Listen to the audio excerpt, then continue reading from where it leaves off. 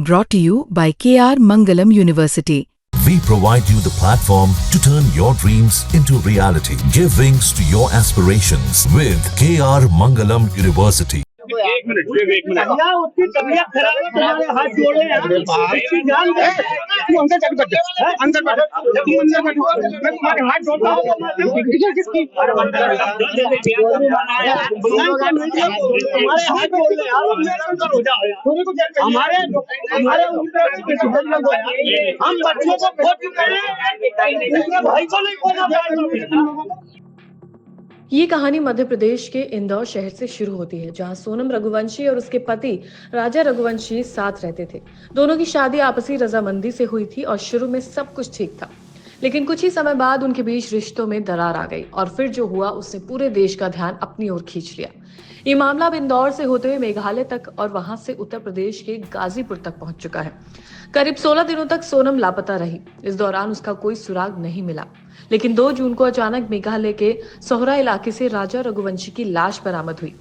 इस शव को देखकर पुलिस को शक हुआ कि ये कोई सामान्य मौत नहीं है, बल्कि हत्या का मामला है। तभी से पुलिस ने जांच शुरू की और धीरे धीरे शक की सुई सोनम रघुवंशी की ओर घूमने लगी। इस बीच उत्तर प्रदेश के गाजीपुर जिले के खबर आई कि एक महिला रात में एक ढाबे पर अकेली हालत में मिली है। ढाबा मालिक ने बताया कि वो महिला पैदल चलकर वहां तक आई थी और काफी डरी हुई थी। उस महिला की पहचान बाद में सोनम रघुवंशी के रूप में हुई, जो पिछले कई दिनों से गायब थी।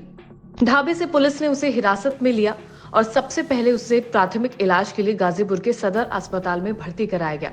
इसके बाद उसे वन स्टॉप सेंटर भेजा गया, जहां संकट में फंसी महिलाओं को सहारा और सुरक्षा दी जाती है। यूपी पुलिस के वरिष्ठ अधिकारी अमिताभ यश ने बताया कि सोनम को वाराणसी गाजीपुर रोड पर स्थित काशी ढाबे से बरामद किया गया। जब पुलिस ने उससे पूछताछ की तो पता चला कि वो अपने पति राजा की मौत के मामले में संदिग्ध है। पुलिस का कहना है कि सोनम ने भारी दबाव में आकर खुद को पुलिस के सामने सरेंडर किया है। उसने खुद आकर पुलिस के सामने आत्मसमर्पण किया और कहा कि वो अब छिपना नहीं चाहती है। इस मामले में अब तक कुल 4 लोगों को गिरफ्तार किया जा चुका है, जिसमें सोनम भी शामिल है। वहीं एक और आरोपी अब भी फरार है, जिसकी तलाश जारी है। सोनम की गिरफ्तारी के बाद अब उसे कानूनी प्रक्रिया के लिए मेघालय वापस ले जाया जाएगा, जहां राजा की लाश मिली थी। पुलिस के अनुसार सोनम ने पेशेवर हत्यारों की मदद से अपने पति की हत्या करवाने की योजना बनाई थी। इस हत्या की प्लानिंग बहुत सोच समझकर की गई। इस पूरे मामले की जांच अब एक विशेष जांच दल यानी कि SIT को सौंप दी गई है, ताकि हर पहलू की गहराई से जांच की जा सके। पुलिस के मुताबिक सोनम के अलावा जिन 3 अन्य लोगों को गिरफ्तार किया गया है, उनमें से एक उत्तर प्रदेश का निवासी है और 2 लोग इंदौर के ही रहने वाले हैं। इन सब पर शक है कि उन्होंने मिलकर राजा रघुवंशी की हत्या को अंजाम दिया है। हालांकि इस मामले में अभी भी कई सवालों के जवाब नहीं मिले हैं, जैसे कि सोनम शिलोंग से गाजीपुर कैसे पहुंची। ये दूरी 1100 किलोमीटर से भी ज्यादा है। अगर वो पैदल नहीं गई तो उसने कौन सा रास्ता अपनाया? क्या किसी ने उसे मदद दी? अगर हाँ, तो वो कौन लोग थे? जहां एक और पुलिस इस केस को सुलझाने में जुटी है, वहीं सोनम और राजा दोनों के परिवारों की राय इस मामले में अलग है। सोनम रघुवंशी के पिता देवी सिंह का कहना है कि उनकी बेटी बिल्कुल निर्दोष है। उन्होंने कहा कि मेरी बेटी को झूठे आरोप में फंसाया जा रहा है। आपको जानकारी क्या मिली? क्या जानकारी मिली थी आपको? सोनम का गोविंद जी से पता चला है। गोविंद जी का फोन आया था कि सोनम अपने को मिल गई है। तो गाजियाबाद कोई होटल थी, वहाँ पे होटल के पास में वो होटल वाले से उसने फोन लगा के उसके भाई को बोला है। होटल से उसके भाई होटल वाले ने फोन दिया है उसको, सोनम को। तो क्या बोलते हैं, उसके भाई से बात हुई फोन पे, ठीक है ना। हाँ। इसके बाद में हमको सुबह 5 बजे हमको पता चला है। अच्छा, हाँ। तो गोविंद जी का वही है, गोविंद जी शिलोंग में है। शिलोंग में थे, शिलोंग से निकल चुके हैं वहाँ के लिए। हाँ। शिलोंग से निकल चुके हैं। 7 बजे 7:30 की उनकी फ्लाइट थी। 11 बजे वो हम पहुंच जाएंगे सोनम के पास में। तो ये जो आपके पास रात को जो आपकी बात हुई थी, तो वो गोविंद ने क्या कहा था? पूरी क्या बात बताई? गोविंद ने बस इतना ही बोला था कि पापा बिट्टी मिल गई है, मैंने छोरी मिल गई अपनी सोनम, और वो बहुत ज्यादा रो रही थी। अच्छा, कौन लोग साथ थे? सरकार से मेरी एक ही हाथ जोड़े की निवेदन है कि CBI की मेरे को जांच चाहिए, माने चाहिए। वो मैं पीछे नहीं हटूंगा उस चीज से। मेघालय पुलिस कह रही है कि आपकी बेटी ने कुछ लड़कों के साथ षड्यंत्र करके राजा की हत्या की। वो गलत बोल रही है। क्यों? वो इसलिए गलत बोल रही है क्योंकि वहाँ की पुलिस फंस रही है। वो पुलिस वहाँ की फंस रही है। पुलिस ने वहाँ अभी कोई जांच नहीं करी, पुलिस वहाँ की फंस रही है। और ये मैं सीबीआई की मांग इसलिए ही कर रहा हूँ ताकि कि वो पुलिस का भी हाथ है इस केस में। ये राजा के मर्डर में वहाँ की पुलिस का 100% हाथ है, ये मैं गारंटी के दावे के साथ बोल रहा हूँ ये चीज। आपके राजा तो वो कौन लोग थे? 3 लोग कौन थे? वो 3 लोग कौन थे? ये हमको पता नहीं कौन है, वो पुलिस बताए वहाँ की कौन है कौन नहीं है। भाई हमने थोड़ी उनको गिरफ्तार किया है कि अरेस्ट किया है। जो सीसीटीवी फुटेज आया था उसमें दिख रहे थे ये लोग आपने वो होटल में से दिख रहे हैं हमको, सीसीटीवी में होटल में से दिख रहे हैं वो लोग। आप इन्हीं की जांच करने का बोल रहे थे। हम इन्हीं लड़कन की जांच करने को बोल रहा हूँ। तो आज 5 दिन से उन्हीं लड़के की बात करने के लिए चिल्ला रहा था। तो वहाँ का वो होटल वाला बोलता है कि हमारे कर्मचारी है, सीसीटीवी में आया है। मोबाइल पे अपनी मीडिया वाले ने पूछा कि ना मेरे कर्मचारी है।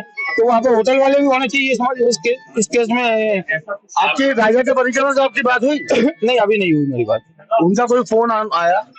अभी मेरे पास तो अभी फोन नहीं आया क्योंकि वो लोग वहाँ गए हुए हैं, सोनम के पास गए हुए हैं। वो जो उनका राजा का भाई है वो गए हुए हैं सुबह के। अच्छा, इंदौर से सोनम और राजा दोनों ही गए थे या और भी कोई दोस्त गए थे साथ? सिर्फ यहाँ से ये दोनों ही जने गए थे। अच्छा, ये अरेंज मैरिज थी? नहीं, हम लोगों ने शादी करी थी, माने गार्डन लेके नहीं। हाँ, 3 महीने पहले हमने संबंध कर लिया था। मैरिज थी, ये दोनों पहले से जानते थे? नहीं, पहले से नहीं जानते थे, कोई किसी को नहीं जानता था। और हमारे बच्चे ऐसे थे भी नहीं किसी से फालतू बातचीत करें, क्योंकि वो तो काम वाली बच्ची थी, धंधे वाली लड़की थी। उसको दूसरे आदमी से सुबह यहाँ से भाई के साथ ऑफिस जाना, ऑफिस से घर आना। अच्छा, आप लोगों ने रिश्ता किया था तो कैसे रिश्ता हुआ था इन दोनों का? बहुत बढ़िया हंसी खुशी से रिश्ता किया था। बच्चे था अपने राजा के परिवार? हमने ऐसे क्या बोलते हैं, जो हमारे समाज की जो किताब रहती है उसमें हम लोग नाम लिखवा देते हैं। रामनवमी के दिन ये भंडारा होता है हमारी समाज का, रघुवंशी कॉलोनी, वो भंडारे में हम लोग नाम लिखवाते हैं कि हमारी बच्ची यहाँ तक पढ़ी है, इतनी उम्र है। तो उन लोगों ने भी ये चीज का नाम लिखवाया था, ठीक है ना। तो फिर फोन पे हमारी चर्चा हुई थी। फोन पे चर्चा होने के बाद में एक ने एक का घर द्वार देखे, सब चीज देखी, बातचीत हुई, बच्चे से मिलाए गए। इसके बाद में दोनों की हाँ हुई। इसके बाद में हमने फिर आगे बात बढ़ाई। आपकी बात हुई बच्ची से? नहीं, अभी मेरी बात नहीं हुई बच्ची से। बारात में बात हुई? नहीं हुई बात, क्योंकि सुबह 5 बजे पता चला है, कहाँ से बात होगी अभी। हाँ, गोविंद की बात हुई है बच्ची से, गोविंद की बात। उसकी शादी दोनों परिवारों की मर्जी से हुई थी। मेघालय की पुलिस शुरुआत से ही झूठ बोल रही है।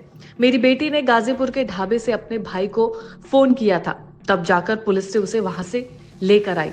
मुझे अपनी बेटी से बात तक नहीं करने दी गई। मेरी बेटी अपने पति की हत्या कैसे कर सकती है? मैं देश के गृह मंत्री अमित शाह से अपील करता हूं कि इस मामले की जांच सीबीआई से कराई जाए। मेरी बेटी 100% बेगुनाह है। वहीं दूसरी ओर राजा रघुवंशी के परिवार का भी ये कहना है कि सोनम उनके बेटे की हत्यारे नहीं हो सकती। वो भी इस बात को स्वीकार करने के लिए तैयार नहीं है कि सोनम ने अपने पति की हत्या करवाई है। इस केस ने देश भर में कई बहस छेड़ दी है। एक और जहां पुलिस का दावा है कि हत्या की साजिश सोनम ने रची, वहीं दूसरी ओर उसके पिता और ससुराल वाले दोनों ही उसे निर्दोष बता रहे हैं। अब सवाल ये है कि आखिर सच है क्या सोनम ने अपने पति की हत्या के लिए सुपारी दी थी? अगर हाँ, तो उसने ऐसा क्यों किया? अगर नहीं, तो फिर राजा की मौत के पीछे असली साजिशकर्ता कौन है? ये भी ध्यान देने वाली बात है कि अगर सोनम निर्दोष है तो वो इतने दिन गायब क्यों रही? वो मेघालय से गाजीपुर तक कैसे पहुंची और क्यों किसी को कुछ नहीं बताया? क्या वो डर के मारे छिप गई थी या फिर सच में वो किसी मुसीबत में फंसी थी? फिलहाल पुलिस इस मामले की तह तक जाने की कोशिश कर रही है। अभी तक की जांच में ये बात जरूर सामने आई है कि हत्या कोई हादसा नहीं, बल्कि पहले से सोची समझी योजना के तहत की गई है। आने वाले समय में जब कोर्ट में सुनवाई शुरू होगी, तब शायद कई सच्चाई सामने आए, लेकिन तब तक ये मामला रहस्यों से भरा हुआ है। ये कहना मुश्किल है कि किसकी बात सही है और कौन झूठ बोल रहा है। फिलहाल सोनम को मेघालय की अदालत में पेश किया जाएगा और वहां से आगे की जांच चलेगी। पुलिस को उम्मीद है कि जैसे जैसे जांच आगे बढ़ेगी, उन्हें और भी अहम सुराग मिलेंगे, जिससे साफ हो सकेगा कि इस हत्या के पीछे आखिर कौन है।